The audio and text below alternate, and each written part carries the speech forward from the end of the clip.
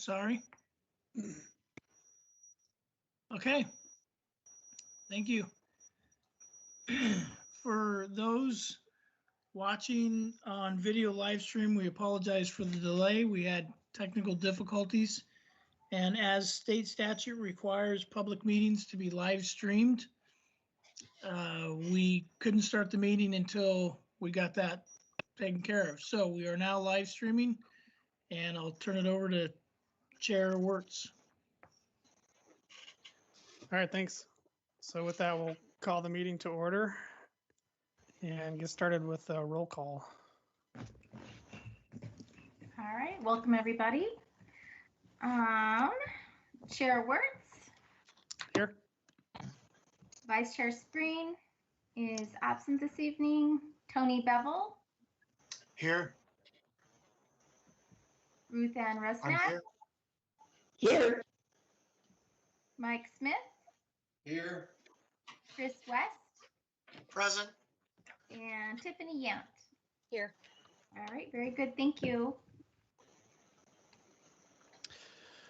All right, so I was going to mention as we kind of get started, just to encourage everybody to participate as much as you can. I think that, you know, participation from everybody is helpful and just encourages good discussions. So just wanted to remind that and just give an encouragement for good participation as we discuss things. And then starting with the approval of the minutes, does anybody have any corrections, revisions, comments on the minutes before we approve?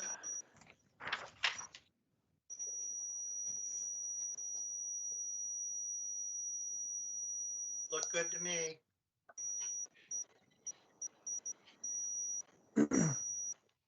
All right.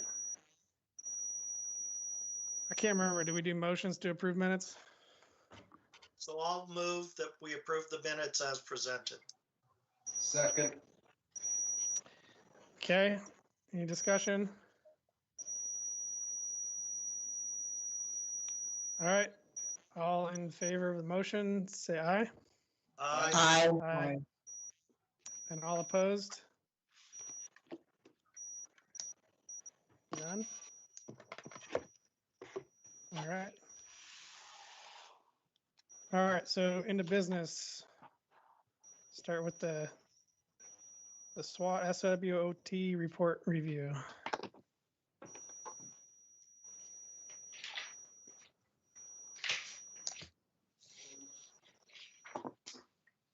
Not sure who's planning to speak on that one.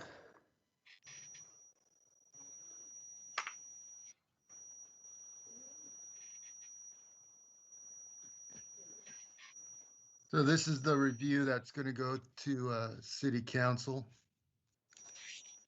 So I believe we're just going to review it, make sure that everything on there is what we talked about in our meeting, and if we left anything out.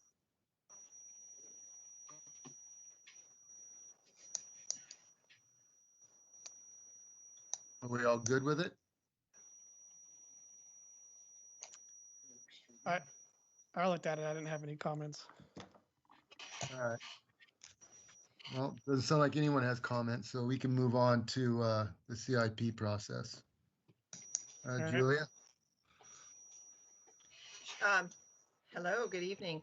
I'm going to try to share my screen. I've got a presentation for you guys. I'm always a little nervous when I'm sharing screens, so bear with me. Hopefully you guys can see. Can you guys see that okay? Yes. Yes. Okay, Yes. perfect. So at the last meeting, and it's the meetings up to this point, as part of your review, there's projects that we've said, well, that's in the capital improvement plan, or you can potentially make a recommendation to add it or move it up.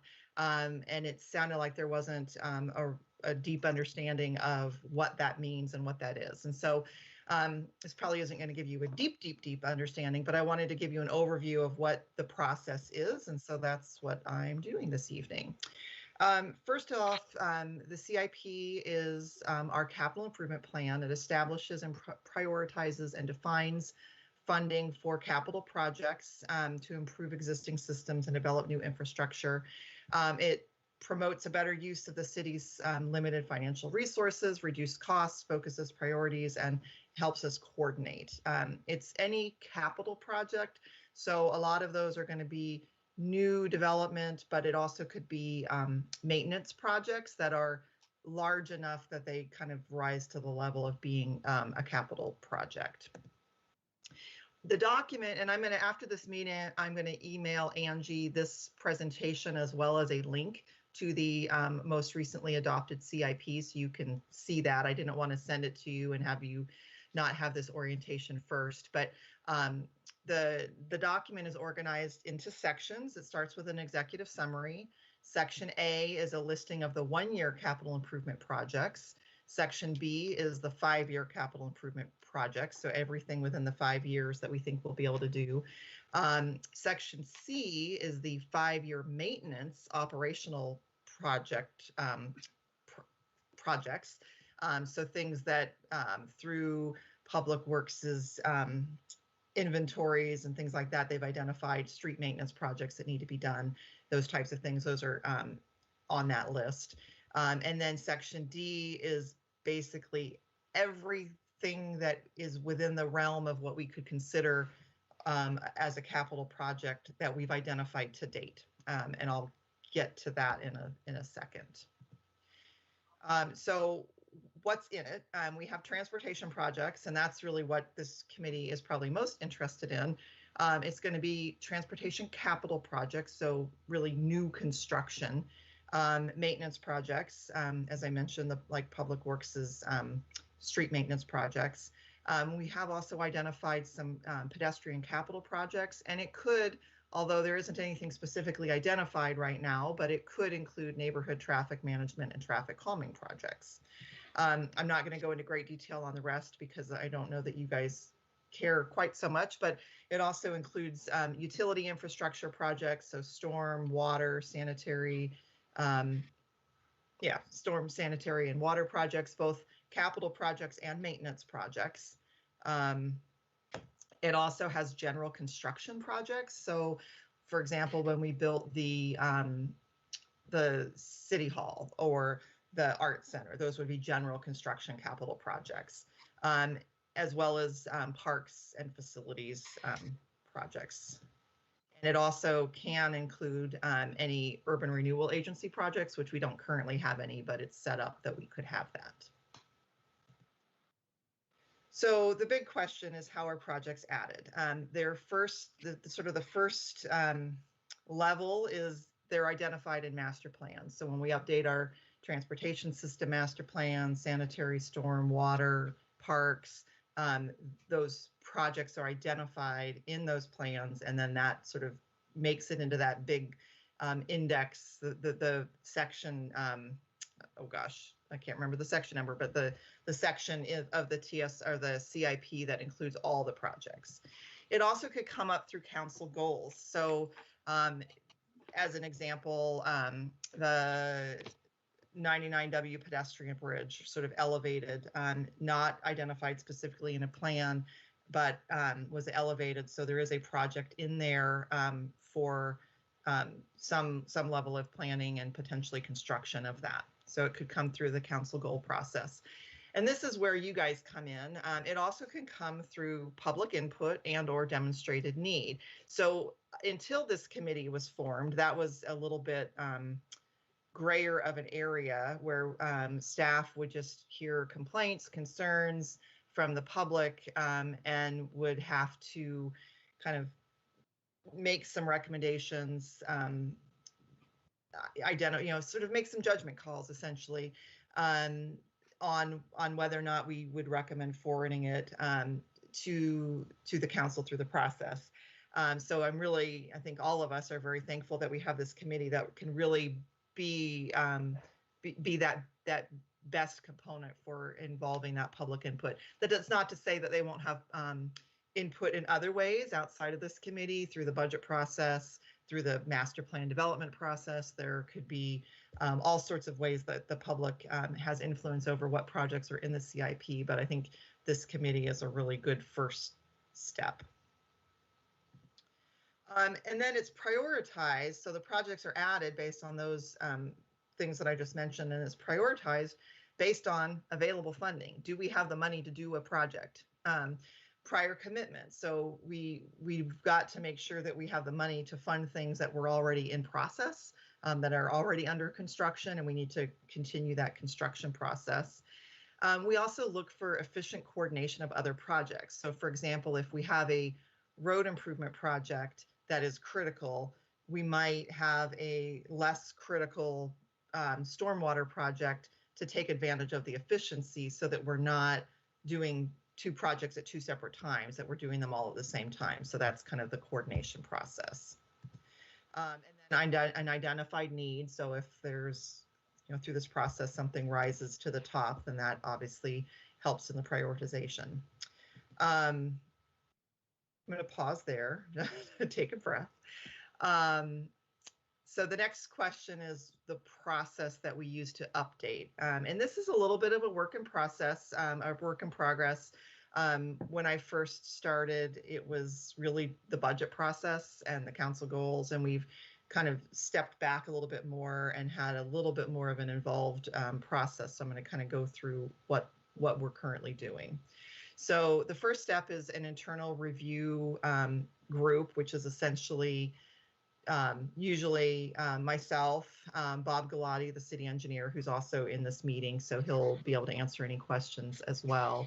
The public works director, the operations supervisor, oftentimes Kristen Schweitzer with the community services because of parks, Joe Gall, the city manager, the finance director, and probably going forward, it will be Chief Growth or Captain Carlson, because up until this point, we really didn't have the traffic calming component, but now that we do, so they'll probably be part of that process as well. So pretty much everybody on senior management plus a few.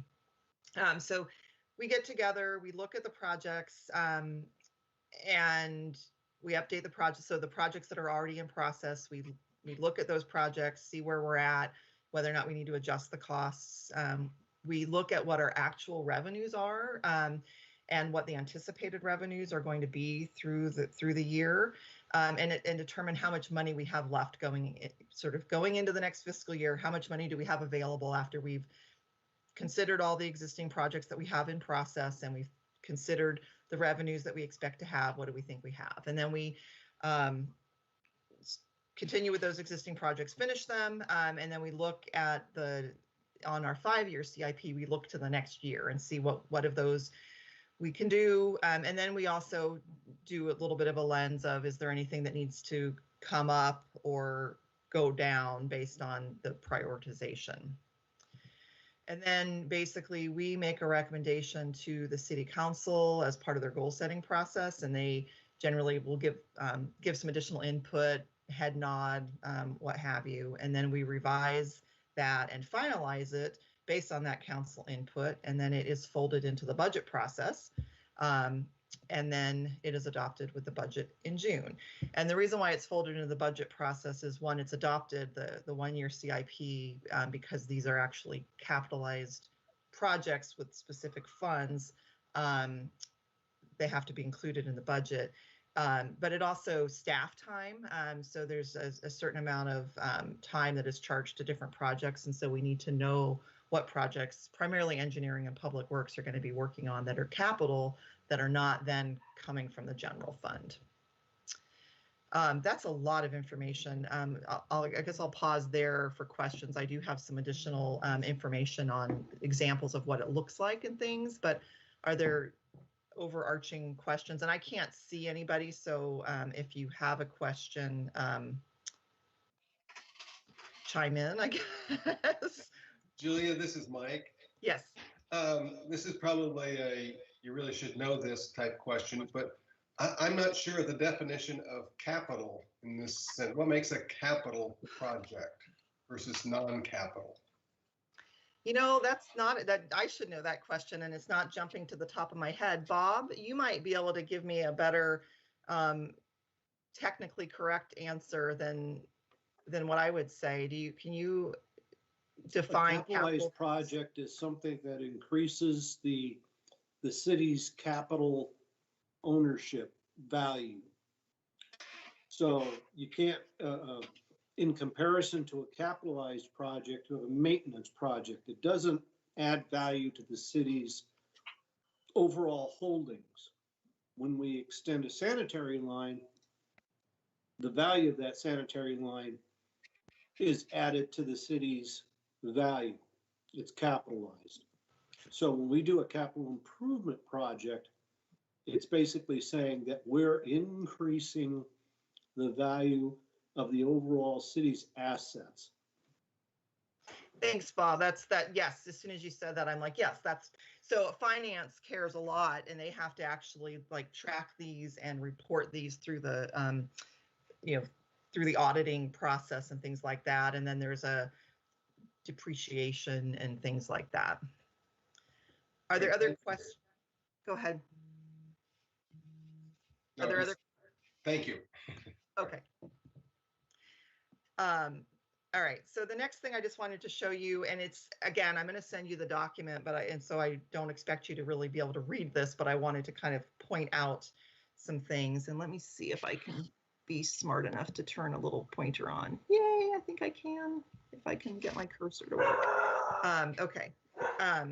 So this document here is basically 1 page of the 1-year CIP. So in this section of the CIP, you'll be able to see the page numbers, the project title, what the estimated project cost is overall, what we've spent prior to this budget year that we're talking about in the CIP, what we expect to spend in the next fiscal year, and then whether or not there's any funds that we expect to spend in future years. So every project that is budgeted to be spent in any given fiscal year, in the 1-year CIP is identified here on this list.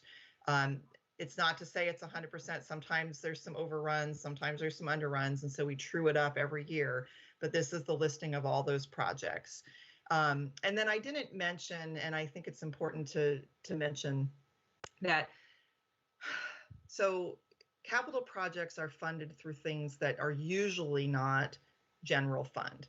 So when we have new development, they pay system development charges, for example, for water, sanitary, storm, parks, transportation. And so much of the funds that we use for the capital improvement projects come from that. There's other funds that help pay for the operational or the maintenance projects through gas tax and things like that. And then there is sometimes some general fund contributions if it's, like if it's helping to support something. I was going to say the parks, but that comes from Parks SDC, so that's not accurate.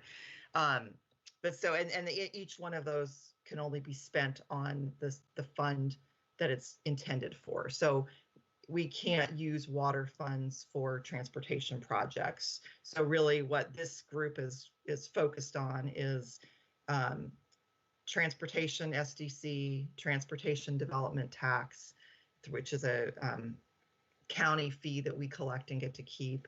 If there's any gas tax funds, and then potentially general fund.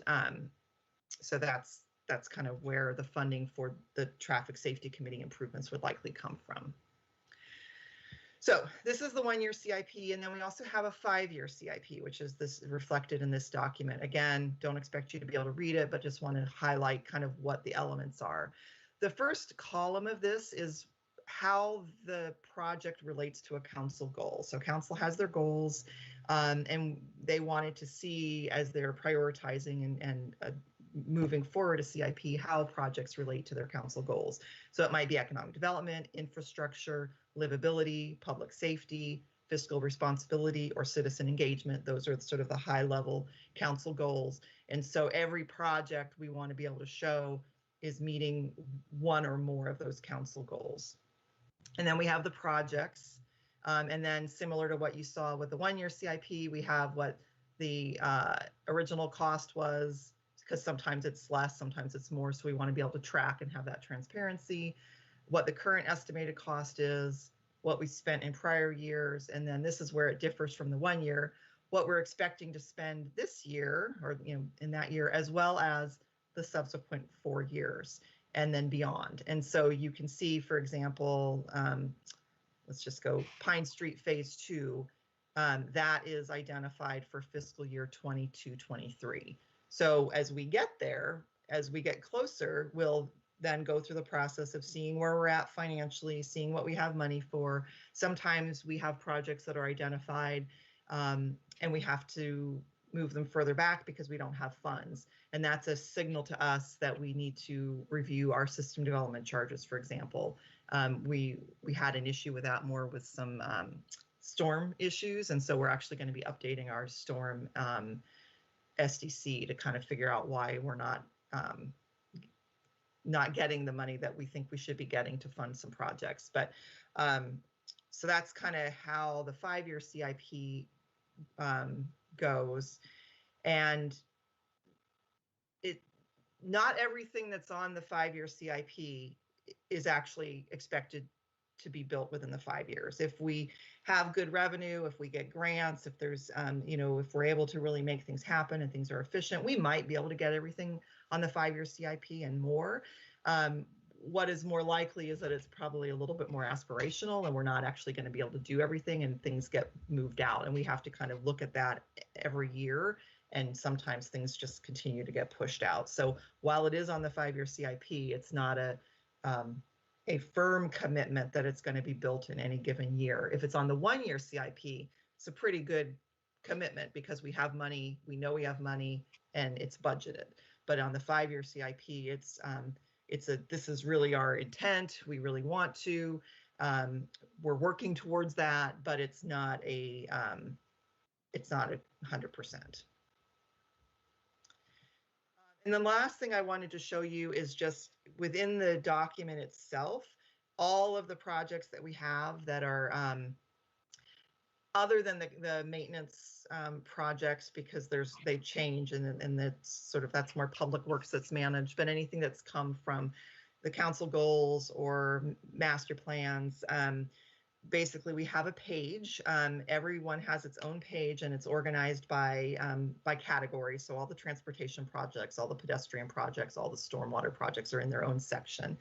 And then we have basically which department would be leading, what type of project it is, what the total cost is, if it's from a master plan, what project number that was, and then to a lesser degree if there's a job number, but most of these aren't going to have a job number yet. We try to identify kind of where it fits in, like why it's in there and how, as if we have to prioritize kind of where it fits in. So for example, council goals is really important, master plan is important, but if it's a regulatory requirement, that might trump a lot of other things if we absolutely have to do it because it's a requirement. We also identify the type. Is it a maintenance project, a replacement, or is it something that's new? Because that affects how much of the system development charges we might be able to utilize for that project. And then we try to identify some prioritization. We probably could work on this a little bit more and have this be a little bit more current and up to date. We have a brief project description and then an identification of any ongoing maintenance costs, just to highlight that if there are any. A little map so you can see where it's at. And then at the bottom, we have the potential budget. So in this particular one, this is a sidewalk infill project.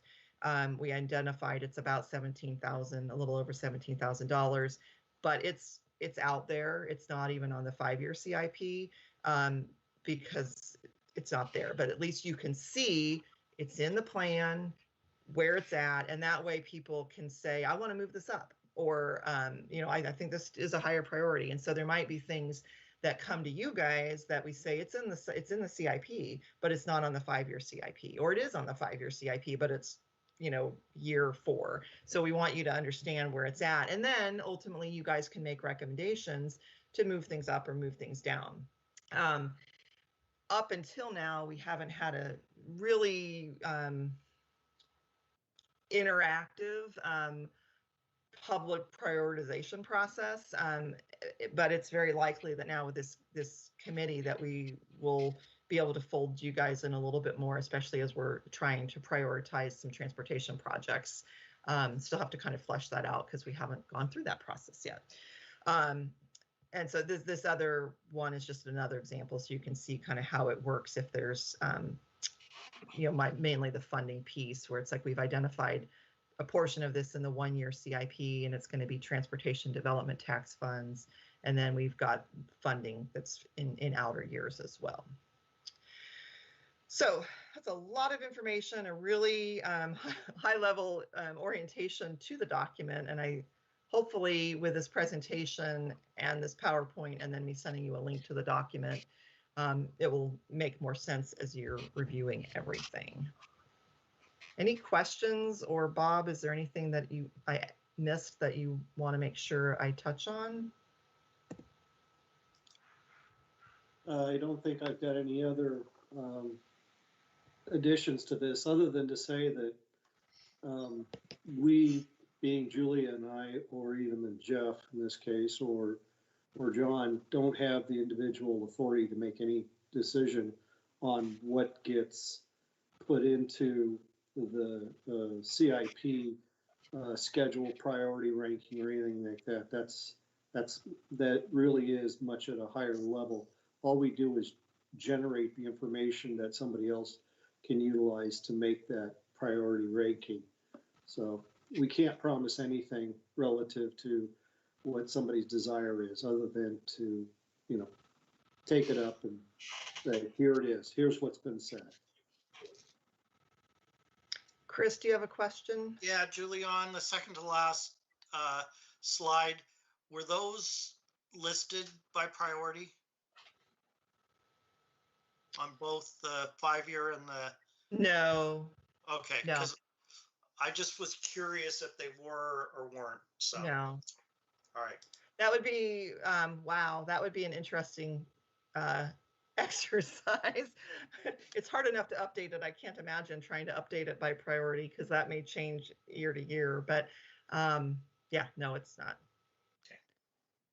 And we haven't done a ranking of any, the 20-year plan, which includes, I think, 480 at last count projects. Trying to do a priority ranking on all those things relative to one another, and then trying to stick staff time availability into that would be a mind-numbing process from my perspective. So I was going to ask a question. I think maybe Bobby just answered it. So you showed a 1-year CIP list, a 5-year CIP list. One of those CIP example project sheets you shared it was in a future years category. So is there a 20-year CIP list so like, for example, if we put something on the CIP, if we request that something be put on the CIP, it could be prioritized in 1 year, in 5 years, or it could be, some future year beyond that. Yeah, so pretty much anything that is in the back of is in this back section that's got page by page and isn't on the 1 year and the 5-year CIP is the 20-year CIP. It's everything else. Okay. What I envision, and it's again, it's still not super clear because we haven't had you guys before, but what I envision is, as we're going through this process, folding your recommendations into this to a certain extent, and there might be things that go from 0 to the 1-year CIP or 5-year CIP, and that's really, we're going to need to coordinate with council ultimately and get a sense of how they want to prioritize the recommendations from this committee. And it might be, frankly, if we're able to fold you guys into that level and we say, okay, committee, we've got this much money and you've given us twice that much in projects, which do you want to have on the 1-year CIP? And that's kind of where it might be tough. But frankly, it's tough for us. So you guys get to share some of the joy. Yeah, that makes sense. I just wanted to clarify that if we request that something gets put on the CIP, it doesn't necessarily mean it has to be thought of that it would be done within 5 years. It could be within 10 years and still be on the CIP list. It's just Yeah. not prioritized, as Yeah. as high as some of the other projects. Right, but it might be that as we're doing the CIP, there might be things on the 1 and 5 year CIP that now, after, years, council and with your recommendation, maybe things are like, that doesn't need to be on the 5, that can be pushed off and something else can be elevated above it. And so that's really the iterative process, and why the only thing in my mind that's like certain is the 1 year CIP, because the 5 year CIP can still fluctuate quite a bit. Thank you.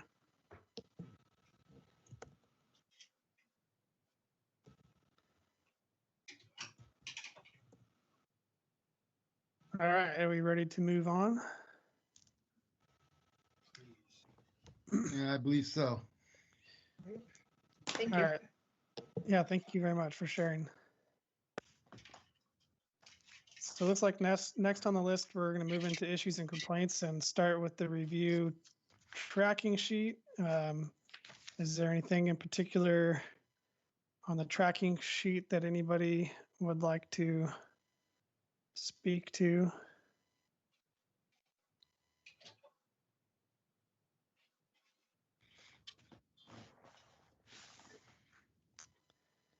Mike.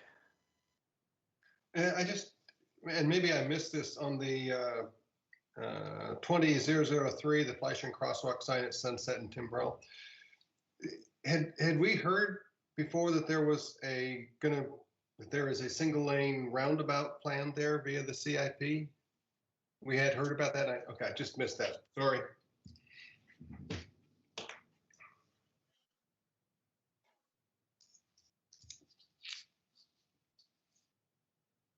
So Jason, you talked about 03 and 04 about closing those out. Do you still want to do that since they are on the CIP? Yeah, thanks for reminding me of that. I was thinking I like checking boxes, I guess.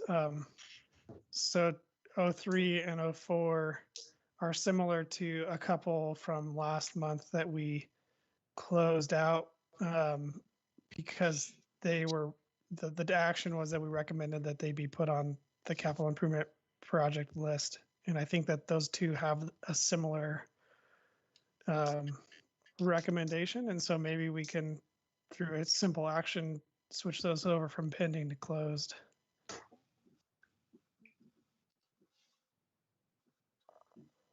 Anybody have any opinions on that?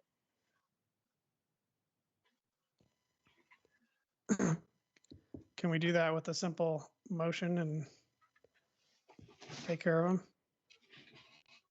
So moved. Second. All right, so the motion is to refer 03 and 04 to the CIP to recommend that they be put on the CIP list. Change the And status from close. pending to closed. Any comments? All right, all in favor say aye. Aye. Aye. Aye. And all opposed? All right.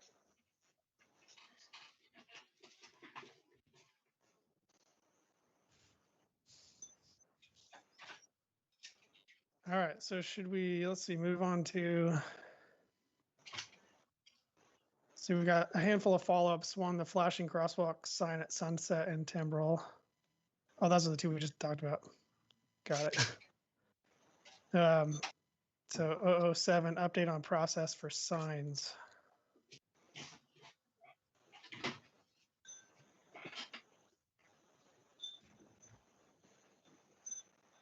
This is the no parking signs. So it's been approved to put the signs up. So we are in the process now of posting notice signs on the street of a traffic change, which would be the no parking signs. That's where we are in the process there. Do we need to make an action or a motion to close that item too, or is that, hey, we did already do that last time? I got pending on that one still. If you want to close it out now, since it's been approved, and we'll just follow through with the signs. And I can give you updates on that continue, but we can close it out if you want to do it that way. Yeah, I thought we had, I mean, correct me if I'm wrong, everybody else, but I thought we had recommended to approve that one or put in the signs, but maybe I missed remembering that. Yeah, the signs are going in. We just have to do maybe Julia can talk about that. She's more knowledgeable about the signs that needs to be posted for comment. Yeah, I can chime in. And it's a little weird. We have a process in our municipal code regarding changing traffic signs that requires us to post notice a certain number of days before the change goes into effect.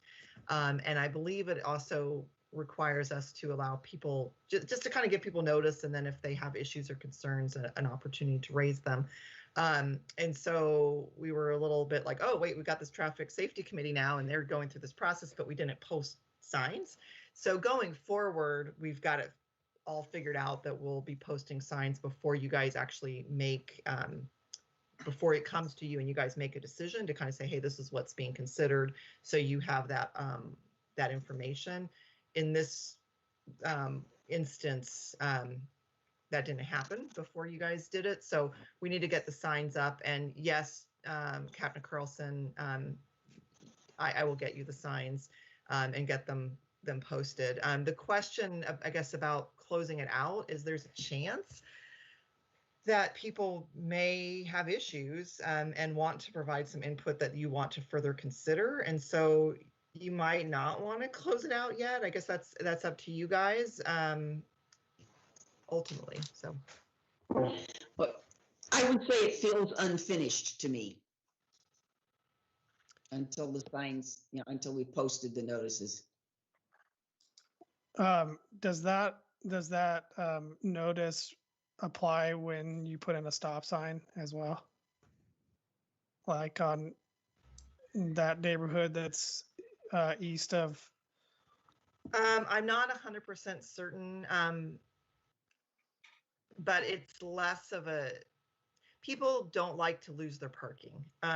We hear a lot about it when people lose their parking. So it's more of a concern with the addition and subtraction of no parking signs than other types of traffic control. And I can look at it and see if it's specifically that, but I know that the stop sign has gone up. It was put up by Public Works. So it'd be kind of weird to post notice to say, we're going to be doing this, and we already did it, and we haven't gotten any complaints or concerns raised. I'm fine with waiting to close that out. And anybody else have any? So maybe what we do, Captain Carlson, is at their next committee, you can just report that the notice went up.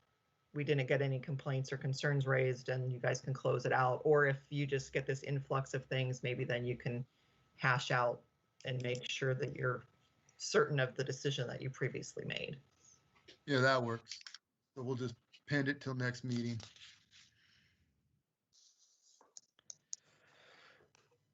All right, so we can move on to 2020-009, overgrown bushes in need for marked crosswalk. This is the one city engineer provided an updated report for us to look at.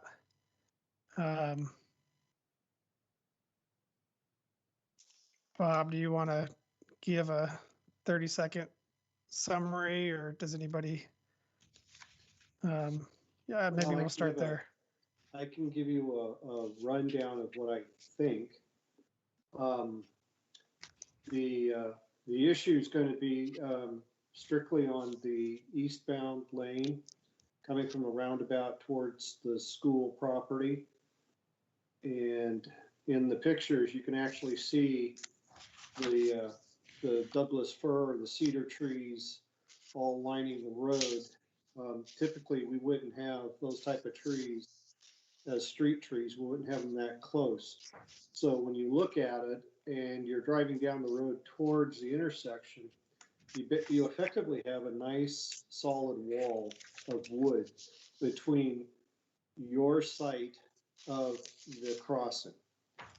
And I think that's very evident in the picture where it shows a car turning, a person standing at the crosswalk on the far side, and the speed of 25 mph showing up. You can't see the other person who's waiting on the opposite side of that crosswalk at all, where the blue car is turning in, and you can't see the truck that's coming down either. And it's a garbage truck. So that gives you some sort of feeling for how severe that blank is that you're dealing with. Those trees have been there a long time.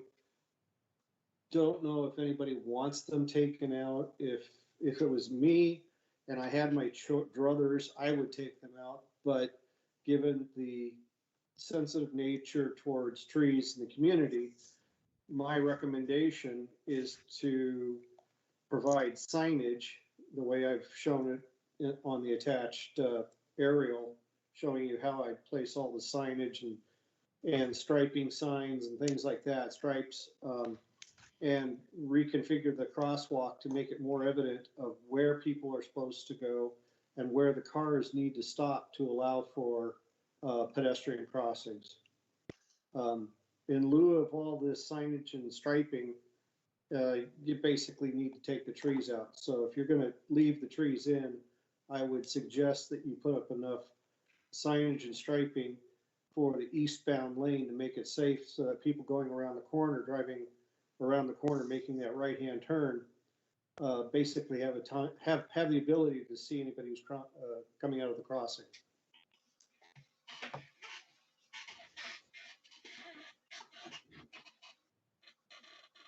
So in the packet on, looks like it's the 14th page of the PDF, there's a good illustration of the recommendation.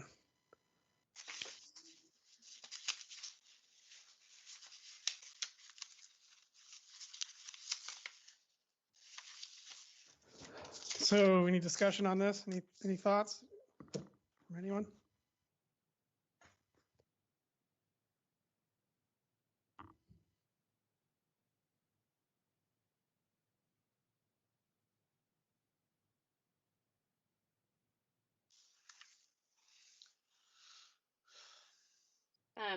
I think that people in the community would be really mad if those trees got taken out.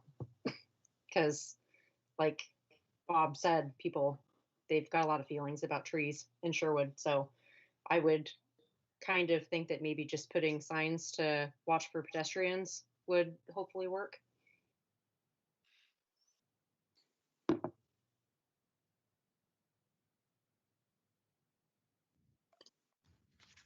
Is that a motion? So Bob, on the sketch, are you intending is the crosswalk that far back already, or is there no crosswalk? There is a substandard crosswalk. If we're going to upgrade the signage at the crosswalk, we also have to put an ADA compliant textured crossing. So not only are we putting in signage and striping, but we're reconstructing those ADA ramps.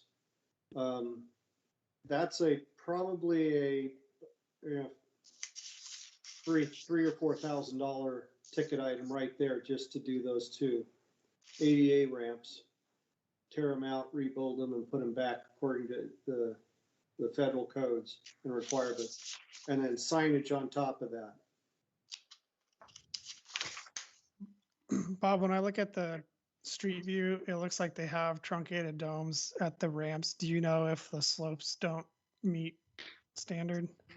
I don't know for sure. We haven't done a calculation or a survey of all that.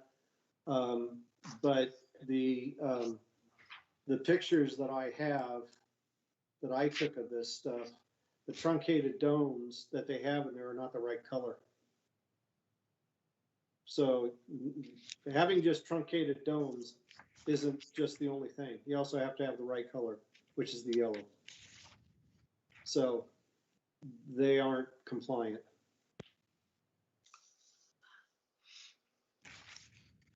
Well, I think this is a viable solution, and it should be a priority given that it's near a school, near a church, a busy street, and with the new development, yeah, I think we should rely on staff's recommendation, and I think this is a viable solution. That's my opinion. So this is Angie here. I just wanted to add a bit. The requester did contact me and amend this request. She wants to see if you guys could just remove the bushes altogether there. I'm guessing that they've grown up quite a bit from these pictures. I haven't driven by there myself for a while, so I'm not sure, but that was what she was requesting in addition to. So I don't know if that's an option that would be helpful that you would want to consider. I think that maintenance can trim bushes back. I don't see the bushes along Meineke in the eastbound lane beyond that as a major problem. The westbound lane has more than adequate sight distance to be able to make the turn and see the pedestrians in the crosswalk on either end. So the east side of the intersection, I don't see it as a big issue. I think the west side is the real issue here for sight distance and conflicting traffic. And if there's going to be an accident, it will be the eastbound making that right-hand turn onto Sequoia because of the utility vault and the trees being a major impediment to vision.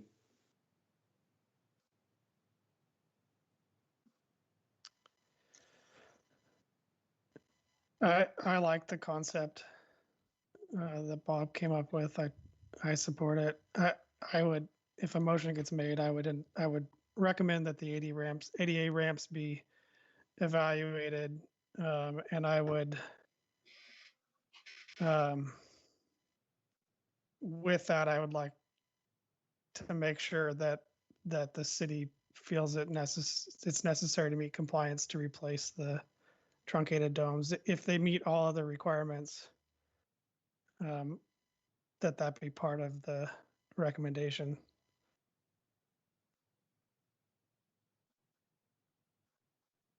This is Ruth. Clarification there, Jason. Are you saying that it looks to you like there were truncated domes, but we were told they have to be yellow? Is it something that could be painted, or does it have to have the already yellow truncated dome piece put in there? I guess is the question, correct? Can't be painted. Has to be through and through material, uniform. Okay. So my understanding, weathering takes place and paint will come off. Mm-hmm. my understanding is the requirement is a contrast. It has to be contrast, either light on dark or dark on light. Right. And so the yellow specifically, I don't believe is a federal requirement. It could be a city requirement, or it could be determined, the city could determine that the contrast isn't there. But I think that it comes down to state standards implementing ADA standards. I know that everywhere else that we're doing it in the city, we're doing yellow. So that will be the color that goes back in.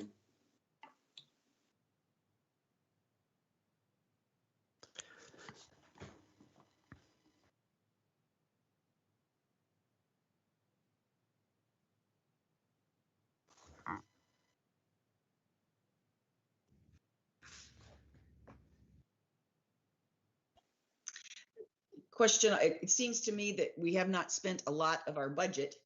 So this seems to me to be a wise project to do for pedestrian safety. And I would be in favor of going ahead with the plan as it's presented. So is that your motion? I guess I could make that a motion instead of discussion, yes. And I second Ruth Ann.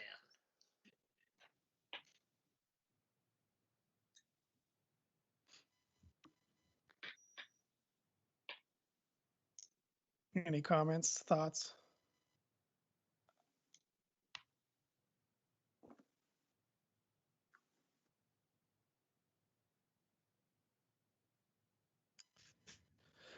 All right. I guess I'd like to maybe amend that with an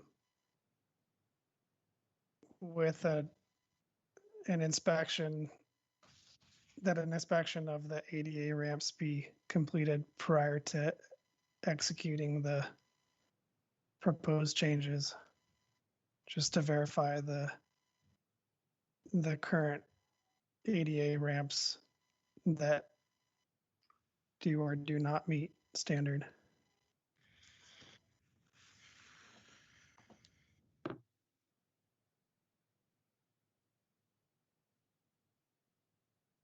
You all can disagree with me, that's fine.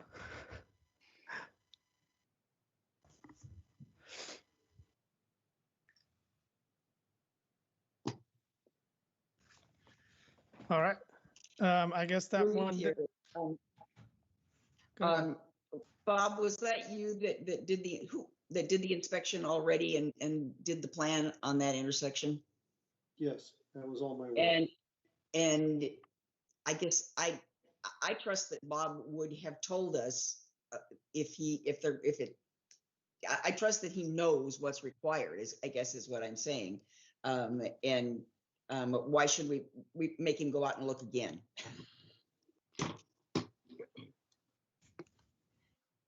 That's fair. I have a question. Yeah, go for it. Yeah, I'm going for it. Okay. Hate to show my ignorance again, but what is a ADA ramp insert, truncated dome? Okay, ADA stands for American Disabilities Act.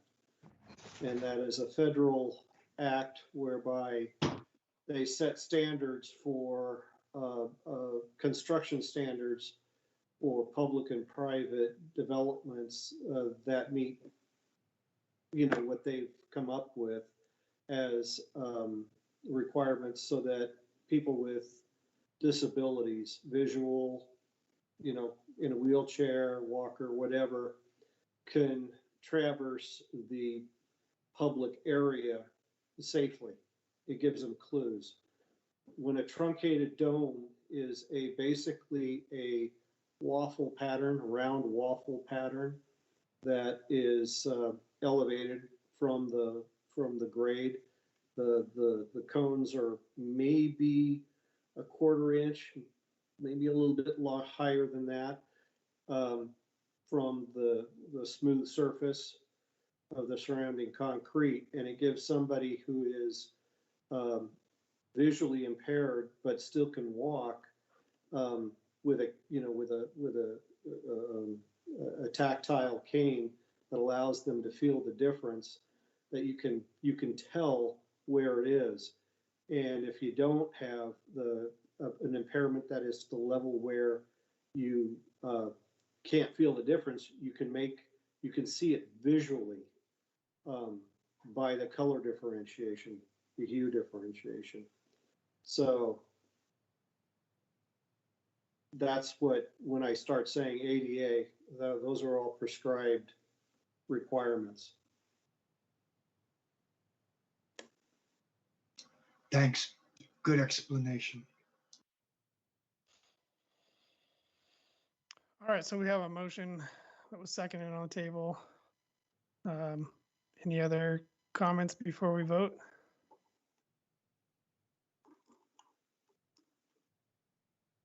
All right. All in favor, say aye. Aye. Hey, Aye. Aye. And all opposed? None? All right.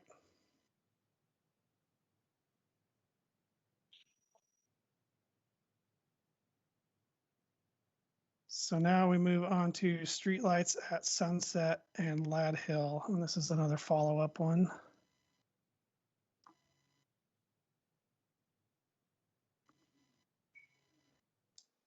There. So I go through that every day, and right after the last meeting, I sent a note to Bob and Captain Carlson and the chief that one of the lights was out on would have been the northeast corner. And that's been replaced now with a super bright white lamp inside and it shines the intersection very well.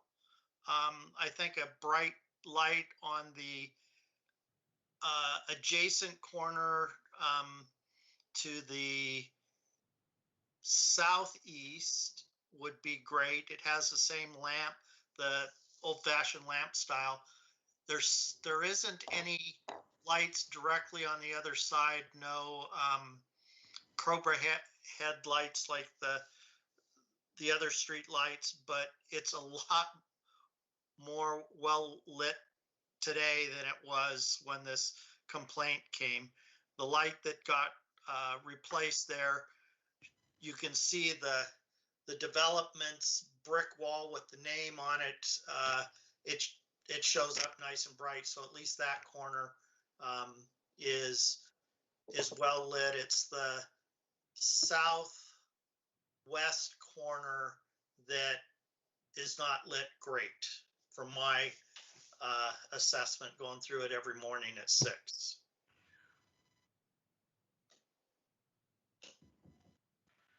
I noticed the same thing. I actually walked down there last night, and it kind of took me surprised when I saw how bright that light was.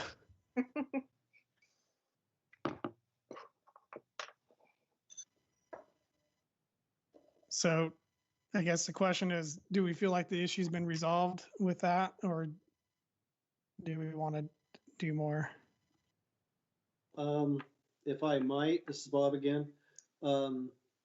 I just put in a request to purchase a light meter, and that should come in pretty soon.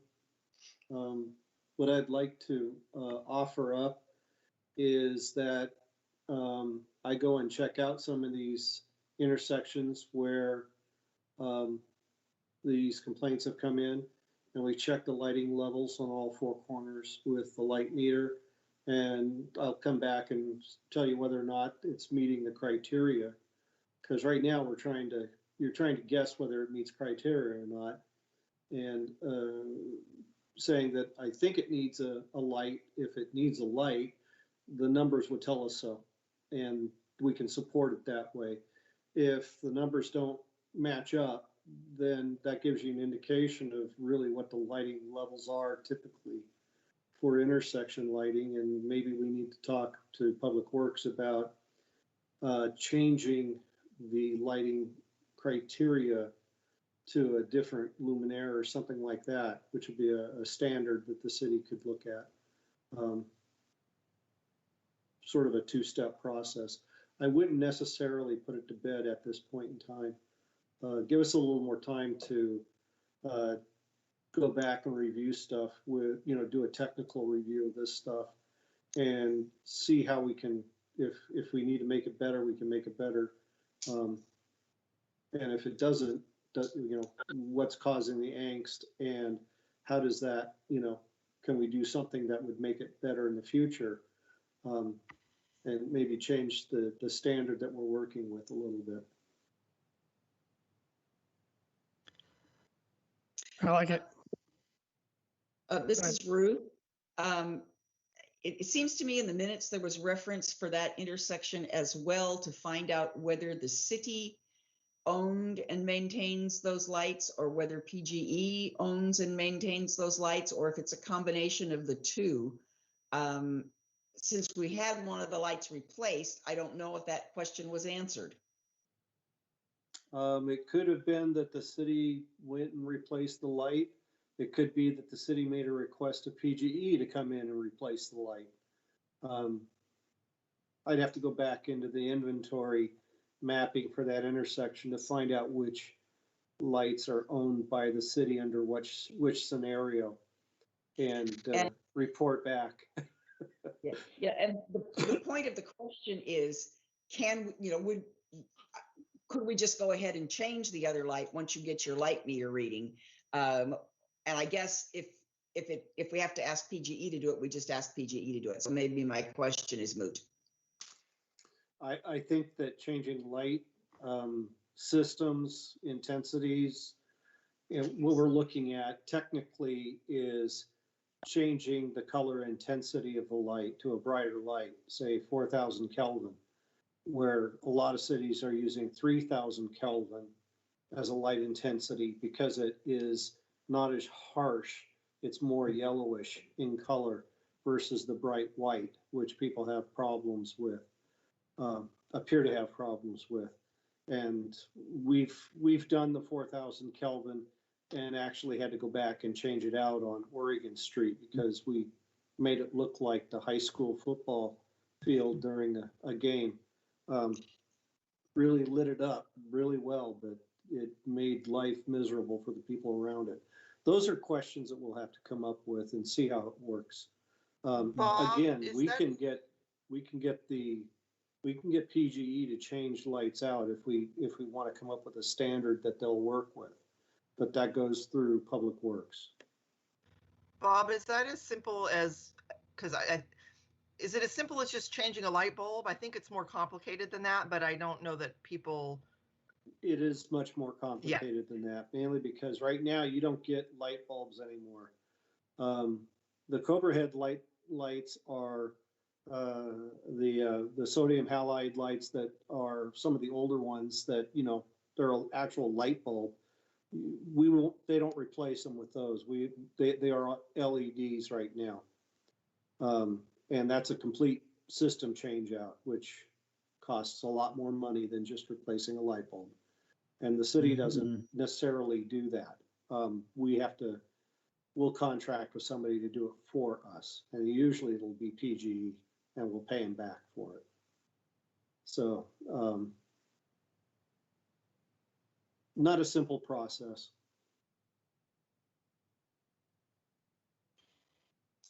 Well, it's better than it was. And if it's something that we can even make it even better to meet standards for something like that, then we'll do it. We'll make recommendations towards that, but it's usually geared towards, does it meet standards? If it meets standards, then anything above standards is really sort of throwing away money.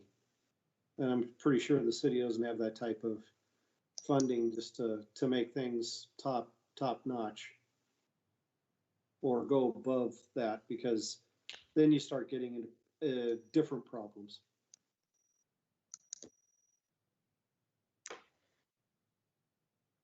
All right, so is group ready or okay with postponing this one, keeping it pending until we get more information from city?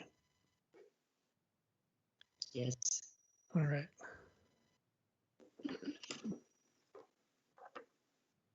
So next on the list, we've got flashing crosswalk sign requested at crosswalk that goes across Cedar Brook Way. This is 2020-013.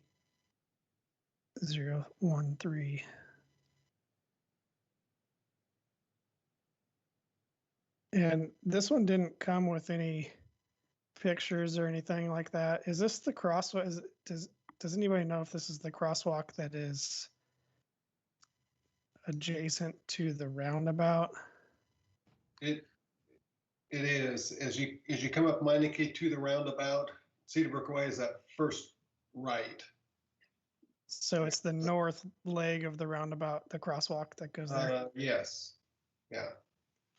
And I drove down there, and I will say that as you come off the roundabout onto Cedar Brook Way there, the crosswalk is right there. There's no leading into it or anything. It's just right there as you get off of the roundabout. And then the next one, 014, asking for parking zone. was amazed at the amount of parking both sides of the street on Cedar Brook Way there. I mean, it was packed both sides, the full length of the street. So I honestly didn't notice where the no parking areas were along the street, but if there were no parking areas there, they weren't being, they were parking in them. So I can certainly see the issues there. Yeah. So I can give a little bit of history on that area. When that apartment was built, they didn't make adequate parking spaces for all the tenants. So it spills out onto Cedar Brook Way. And that has been a contentious problem since those apartments have been built. We've done numerous exit patrols on there. And quite frankly, I can't tell you how many people have been cited. Most people have been cited multiple times for no parking there. There's just not adequate parking. So it flows out onto that street. And we've done, like I said, several extra patrols where we did no parking enforcement on that street. So that's where we are at that point for the no parking issue. So let's try and tackle the crosswalk issue first. Then we'll talk parking one.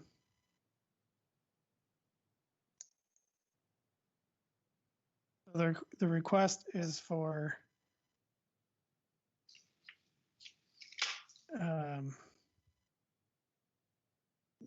flashing lights.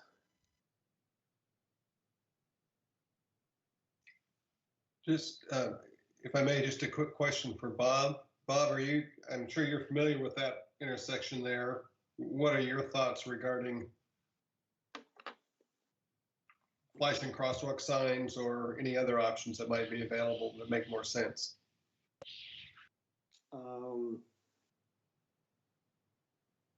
I would have to go back and see just what the pedestrian loading is like for that, and to see, you know, how many people actually use it. I don't know. The flashing crosswalk on Cedar Brook Way, I really don't know.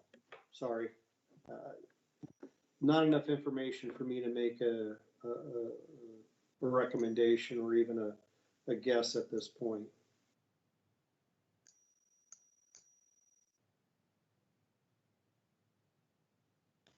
Well, I suppose.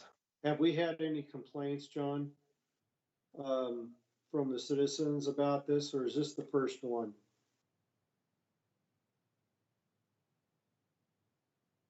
You're on mute.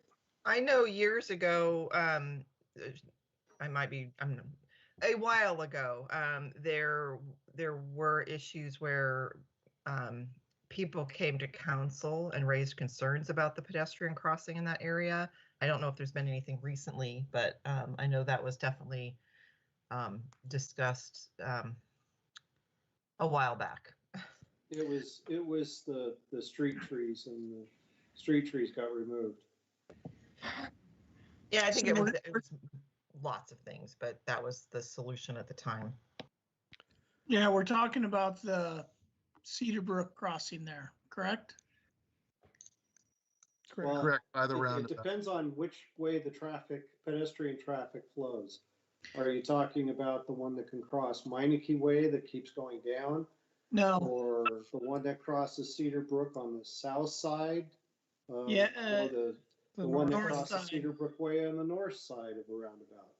The issue is the one that crosses Cedar Brook on the north side, which leads directly into the pedestrian path that the school kids take past the dog park over to the schools. And we did have a rather significant percentage of the neighborhood come to a council meeting. The primary complaint was on-street parking, Right. where it's already prohibited.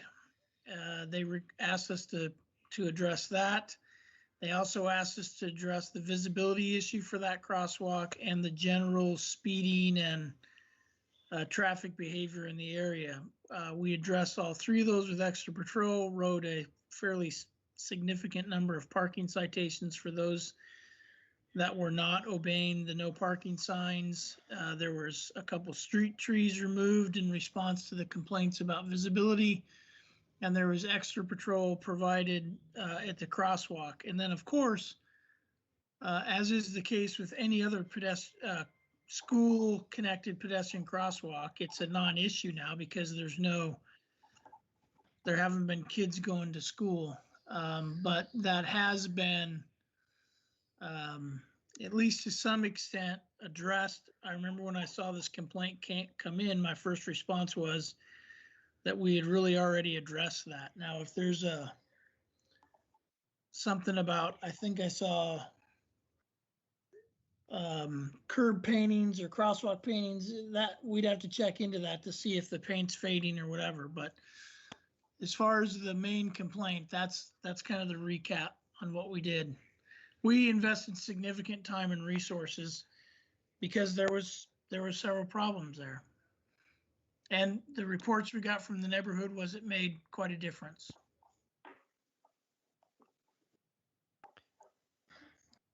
Has there been a was quite a while ago, and I guess it sounds like that was a while ago, and my question is, has there been intermittent continued enforcement similar to that since then or anytime recently?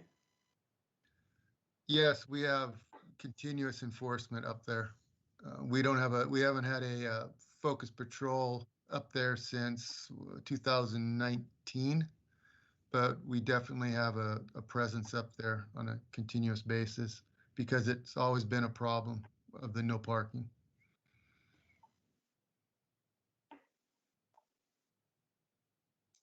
And so how would a flashing crosswalk sign work right off a roundabout too? I guess all the flashing crosswalk signs that I'm used to tend to be on straightaways.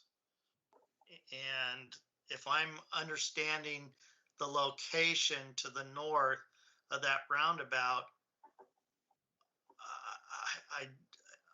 I'd be challenged to see how the flashing light would be set up. It would be difficult for a flashing light because the flashing light is usually right at the crosswalk, correct? And the westbound traffic on Meineke Parkway, that's a corner going around, and they wouldn't see the flashing light because it goes perpendicular to the curb line. So you wouldn't get it until you're almost on top of it anyway. It would work on the southbound lane of Cedarbrook Way as people are approaching the crosswalk, but they can see people at the crosswalk anyway. They have an unobstructed view. It's the westbound on Meineke where they're going into the roundabout or going to make the right-hand turn, that it would be basically they jump right on top of the flashing light before there would be no warning. I think that's part and parcel why they don't really recommend flashing pedestrian crossings at roundabouts when the crosswalks are this close to the roundabout,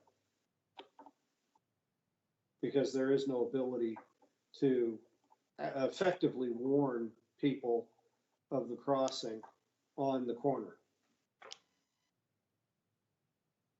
That makes sense. Thank you.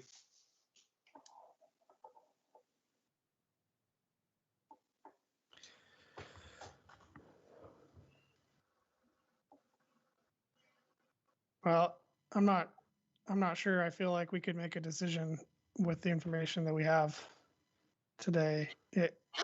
Other than I feel like we could make a decision to say no flashing beacon crosswalk and no speed bump at the crosswalk, but that maybe there's another method that could provide additional feedback to pedestrian to vehicles of the crosswalk. But it also seems like this is kind of this goes back into a neighborhood that, is somewhat limited. It's the same people coming in and out. And I'm not sure a sign is going to make a difference, but I guess I'm not necessarily ready to make a denial without at least a little bit more thought put into it, maybe by staff looking at it for a little bit to see if there's another potential solution. I could talk to the city's transportation engineer and see what he would recommend. How he would handle this. Because there is signage on the right before it that shows people, the drivers, that there's a crosswalk right there. So I don't know how. This is all driver attitude and habits. That's the part that I'm looking at. How do we modify them, and what can we do that will change that habit? What type of notification? And I think we've got all the signage we need. Is a flashing beacon going to make a difference to somebody who's blowing through it anyway?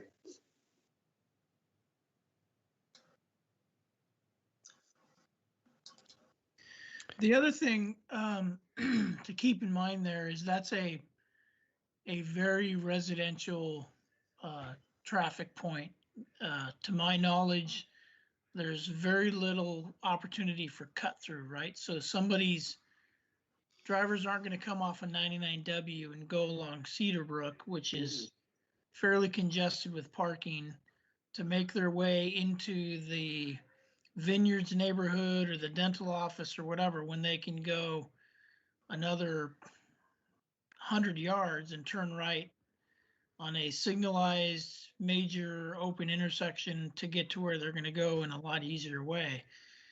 And there's no way out if you go up Meineke to Cedarbrook and turn right and head north along Cedarbrook back to the highway. There's no exit except to get back on the highway, and you're driving in a circle. So this area is really, like I said, residential driven. And I think the key is continued monitoring through extra patrol and enforcement as needed to make sure that the folks that live in the area that are driving poorly are constantly reminded of the issues there. And I will have some input on 014 as well, because it's the same area. So I'll just go ahead and share that now. And I apologize for skipping ahead, but that way I can say my piece and be done. But that area is so well marked for no parking. I mean, there are ample signage.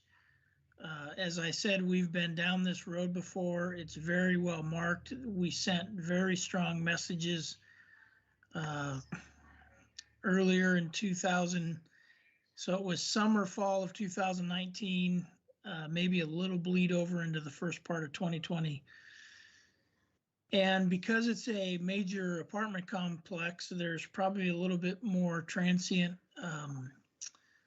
residents there. So it may be time for some more reminders but I mean, we talked to a lot of people, made phone calls when we encountered illegally parked cars, had neighbors calling and letting us know.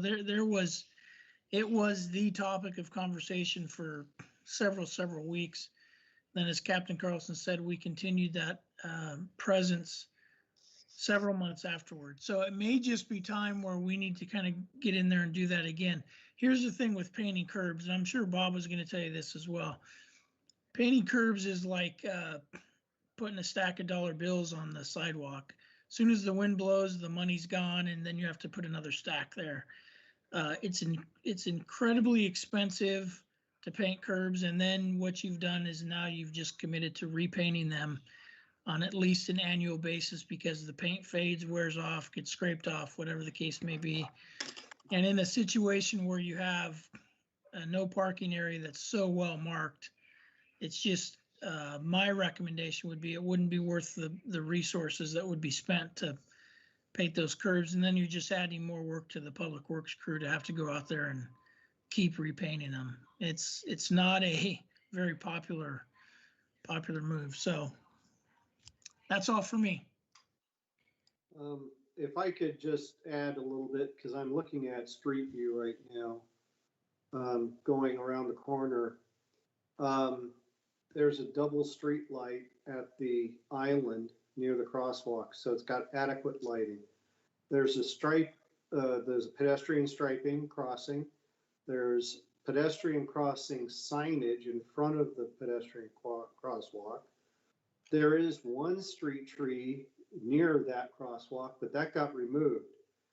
There is basically no visual obstruction going around that corner that would prevent somebody from not seeing pedestrians crossing the road. So the question is, if somebody is driving the speed limit, which is 25 miles an hour on that road, would they have to slam on the brakes to avoid hitting a pedestrian? I don't think they have to slam on the brakes. They do have to come to a stop.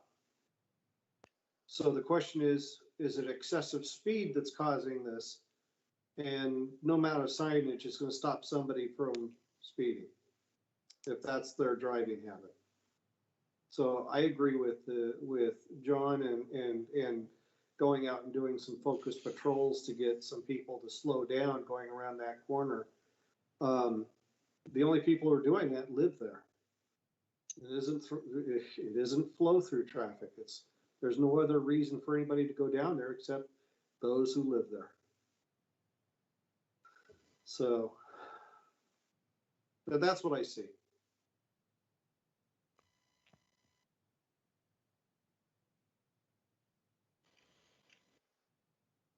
So what do we think?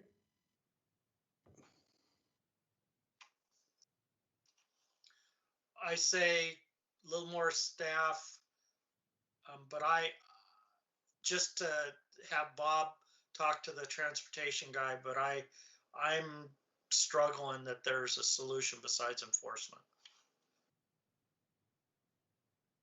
Yeah, this is Ruth. I tend to agree with Chris there. I made a point of going over there when we received these notices last month, and indeed, there isn't a reason to go down that road unless you're going to one of those apartments or to the dental office, and it's repeat traffic.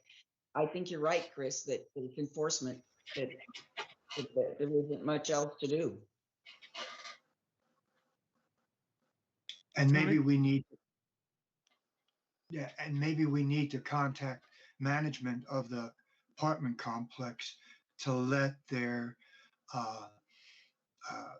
people who live there know when they go pay their bill, hey, have the management give a notice that, hey, police are watching, please don't, park where you're supposed to park and slow down.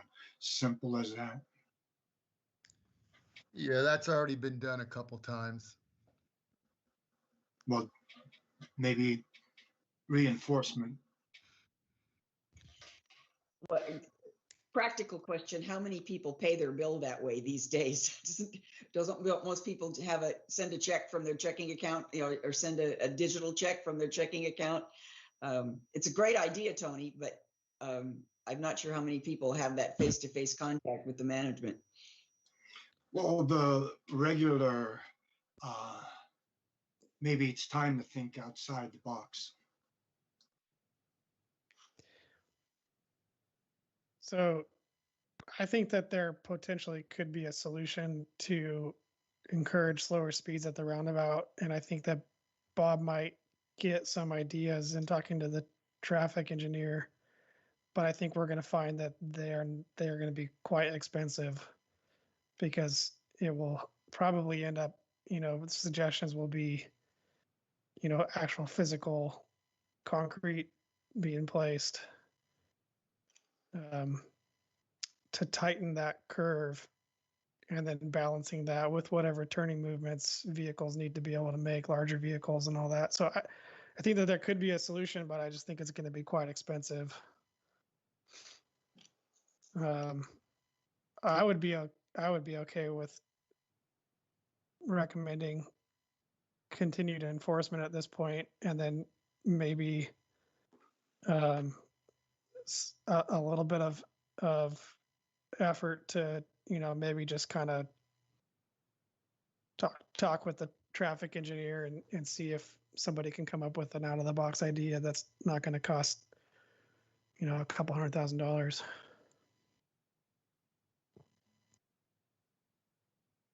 I agree with that.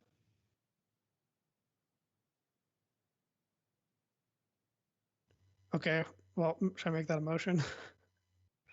Yes. And I second it. All right, any discussion?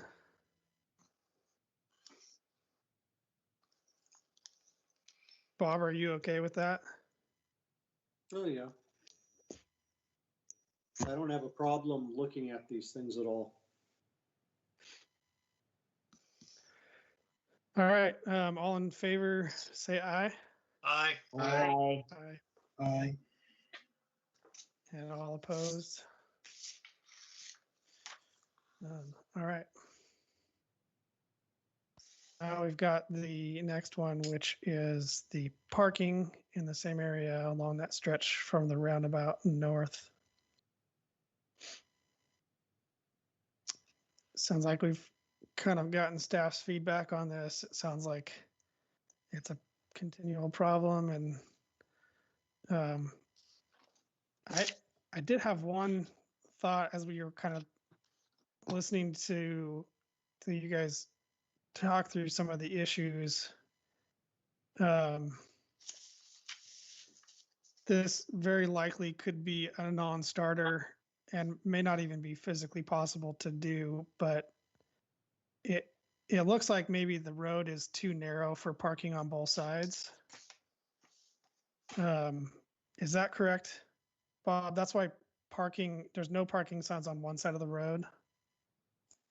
Do I have that understanding correct? I'm going back in my memory from how that was set up and approved. There is some bump out area where parking is allowed because they had to meet the criteria.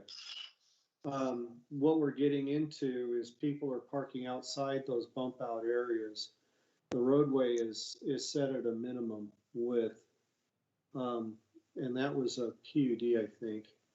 So the extension of Cedar Brook Way that went with the Devonshire and Berkshire development, they just had some bump out parking, but it is a narrow road. So and parking would be limited to one side where bump out occurs. So like I said, this may be a non-starter because you might not be able to do this while still meeting city code. But being that it's kind of an isolated neighborhood with quite a number of lots, as well as a larger, looks like, I don't know, is that a condos or apartments? Anyways, if there's enough support from the neighborhood that they want to actually fix the problem, maybe that a local improvement district could be considered. But again, like I said, I don't know if you could even physically do anything to make that street wide enough for parking with the constraints of the natural area on one side and probably right away on the other side. But anyways, it's just a kind of an outside the box thought. Well, the north side, the northwest side of Cedar Brook Way along the edge of that natural area drops off quite quickly. So physically it doesn't work. I remember all the hassles we had to go through giving special design relief to be able to put in what they could in certain areas. That So makes widening sense. that out, number one, would be very expensive. Number two, in certain areas, it'd be just physically impossible because of the grade. And are the planter strips, is that a non-starter to eliminate planter strips?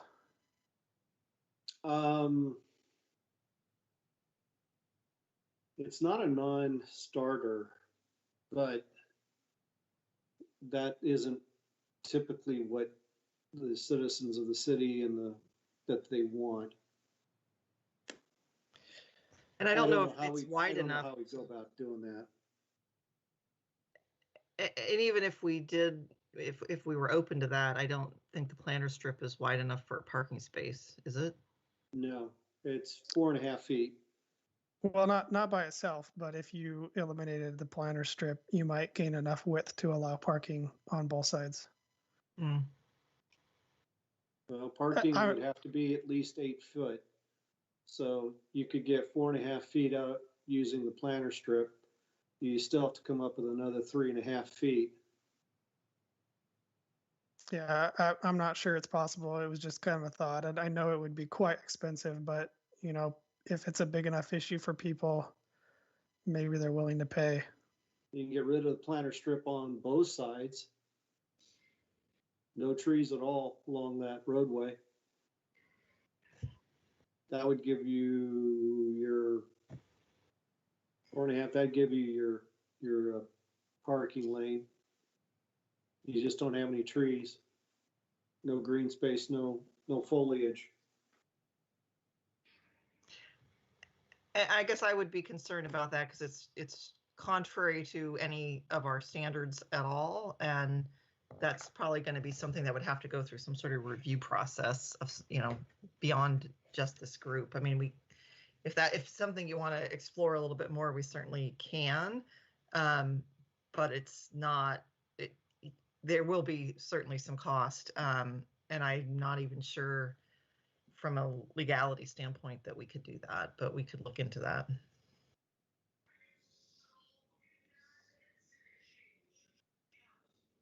I'm just looking on Street View. I don't know. This is pretty, crude measurements, but it looks like it's 34 feet wide, which I know isn't wide enough for parking on both sides, but it wouldn't take too much more to get it. Anyways, it's just a thought. I know this is it seems like it's just isolated to a neighborhood, and if that ends up being the only solution, that the reality is they don't have enough parking, they need more parking. If they want it bad enough, maybe they'll pay for it through a local improvement district, assuming that you could come up with a solution that would actually provide that and meet whatever requirements and go through the approvals it would need to go through. So it's important to remember that the way the design of that area is, it's really two sections. You have the Cedar Brook condos, which make up kind of the one section on the west, or excuse me, on the east part of that island, if you will, between Meineke and Cedar Brook. And then you have the single family homes that make up kind of the west section of that. So from a property owner perspective, you have all the single family residences and the Cedar Brook condos. That's one property owner. So it's important to remember that when you're talking about the several hundred residents that live in the Cedar Brook condos, it's one property owner. And so that's a interesting dynamic that we have to deal with, as I mentioned. So we have, just multi-family housing there that has people choose not to use the garages the way they were intended, So then they need to park somewhere else. There's not enough visitor parking. I mean, it's the same challenges that any multifamily housing area has.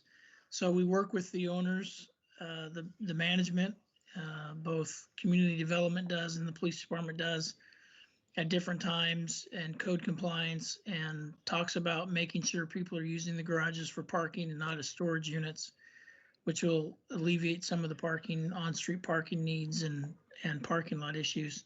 But it's, as I said before, it's an ongoing battle. So when you start talking about an LUD or different things like that, you got to remember that you're looking at one property owner who's going to have a disproportionate share that they're going to have to fund.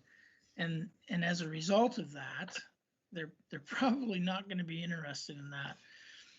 And then you have the single family residence owners that are going to say, this is not our problem, which they have made they've stated to us very loud and clear, this is not our problem. This is a problem because of the overflow from the apartments.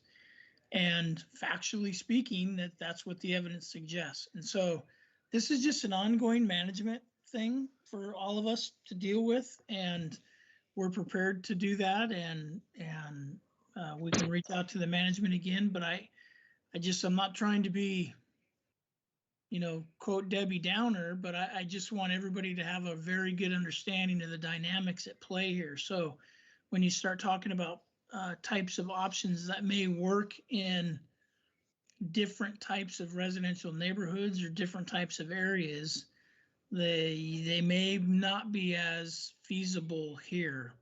So the problems we have on the street are not related to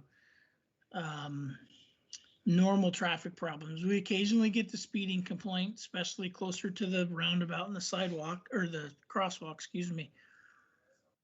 But the majority of that section of Cedarbrook Way, the complaints surround parking.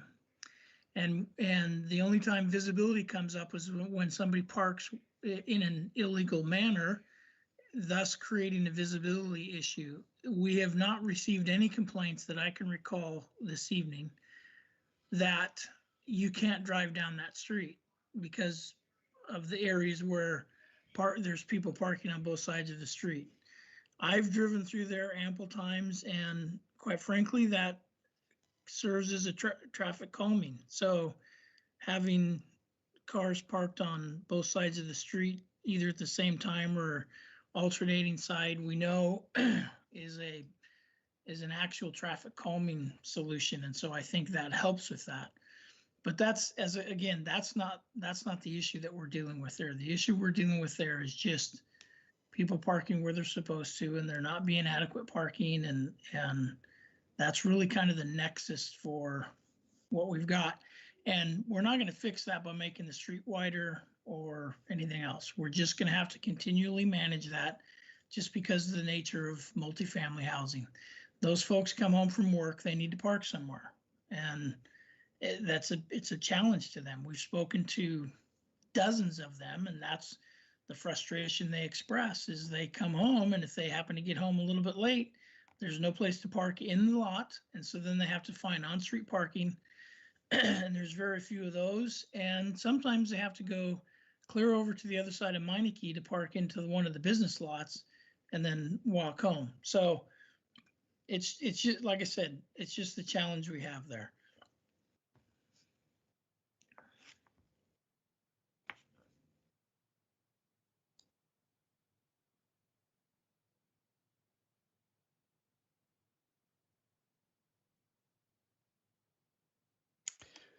All right, anybody got a recommendation? A motion? A thought?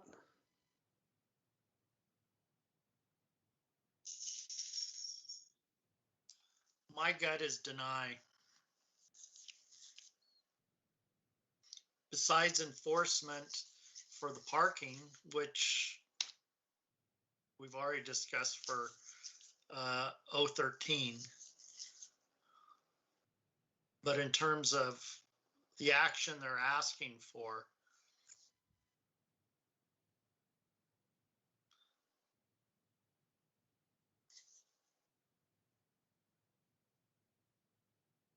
I'm fine with that. I appreciate all the thoughts, Chief and Bob, on the thoughts of the local improvement district. I haven't driven out there, and I don't know the area super well. I guess all I would suggest that if we deny that, we, in the feedback to the person who complained, that the local improvement process be that they be informed of that process, so that they may choose to work with their neighbors if they would like to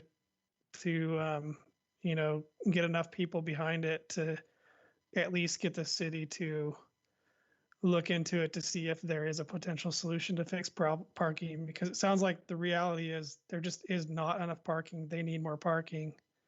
And, if they understand that they have a choice, find another place to park, be ticketed, or pay some proportionate share of an improvement, at least they have the choice. They could say no, and then if they still choose to park on the street, they get ticketed. They understand that was the choice they made.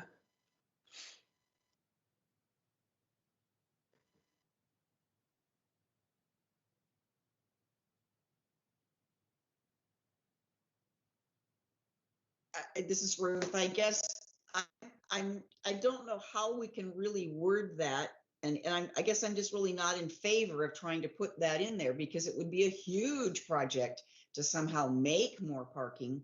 And I think Julia was the one that made the point, it may not be legal to take out those garden strips in order to make more space on the street. It's really unfortunate that somehow all of that got built without allowing for more parking for the apartment complex. And that seems to be a problem area-wide in some of the new development that happens. I don't mean just Sherwood, I mean the Portland metropolitan area. That does seem to be an issue.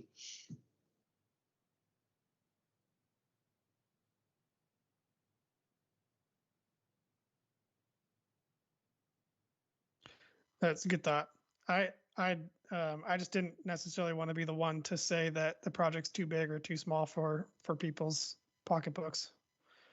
If they get 90% of the residents that say they want to pay some proportionate share, even if it's, $5,000 or $8,000 each, maybe it's worth it to them. Maybe it increases the property value. Maybe it doesn't. Maybe they don't want to do it. But I don't think a lot of people are familiar with that process. Well, it also comes back to the fact that most of the people who need the parking are in the apartment complex, and they're not going to be saying the money isn't going to come out of their pockets except by increases in rent if it gets voted to do those big changes.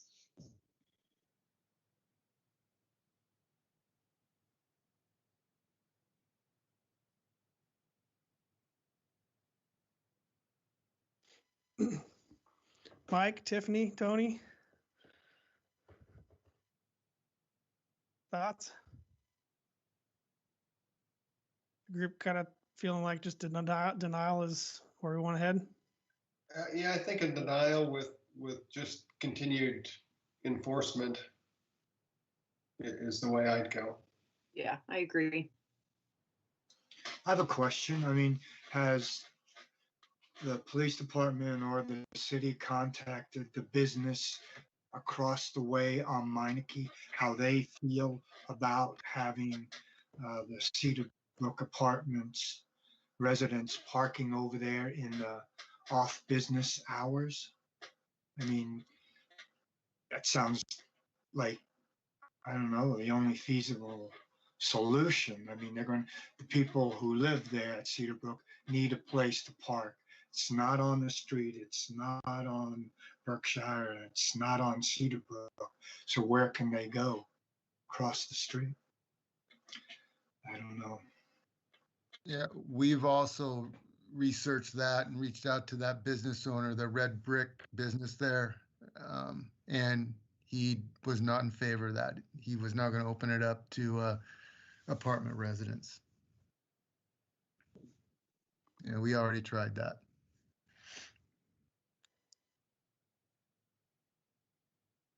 All right, let's maybe hear a motion if someone's got one.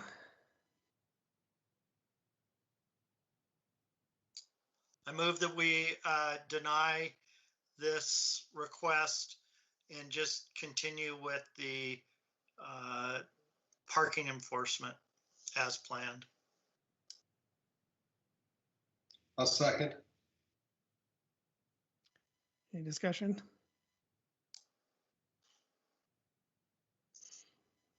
All right, all in favor, say aye. Aye. Aye. Aye. And all opposed? All right. So I think that was the last one on the issues complaints. We got any citizen comment? No, I did not receive any citizen comments for this meeting.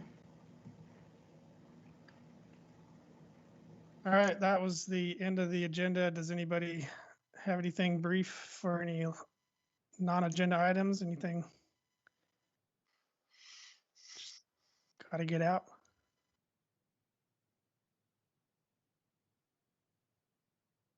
All right, it looks like that wraps up tonight's meeting. So with that, thank you, everybody, and we can adjourn.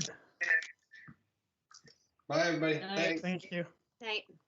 Fun.